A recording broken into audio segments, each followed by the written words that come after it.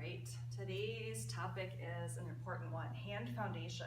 So especially in your yoga practice, you're going to be spending a lot of time weight bearing in your hands. So it's really important to make sure that you have a strong foundation for all of that weight bearing. And if you're doing a lot of typing or things like that, there are certain activities that can kind of lead to more sensitive hands and wrists, or you may just be more sensitive.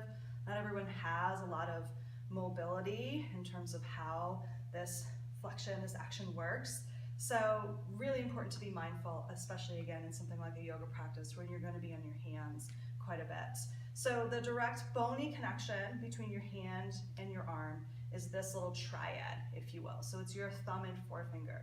So when you are weight bearing in your hands, the first thing you want to do is make sure that your fingers are spread wide. I see a lot of times people just kind of randomly just plop their hands down. You want your fingers spread wide. You also want to make sure that your wrist creases are parallel with the front of your mat. I think sometimes people think their middle finger or their pointer finger is kind of the center of their hand. You don't really exactly have a center, right? Because we have 5 fingers. So I think it's easier to line up with your wrist crease because that becomes parallel to this and it's right in front of you.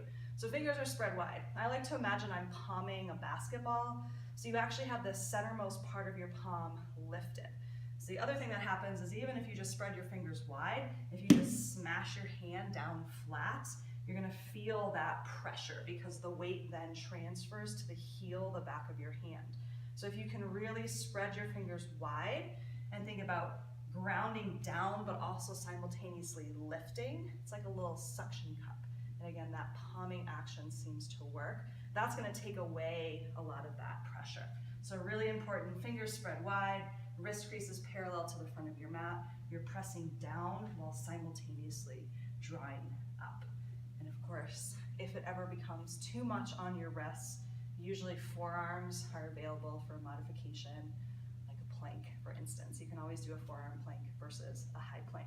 So be mindful of that when you're on your hands in weight-bearing practice, that kind of suction cup action.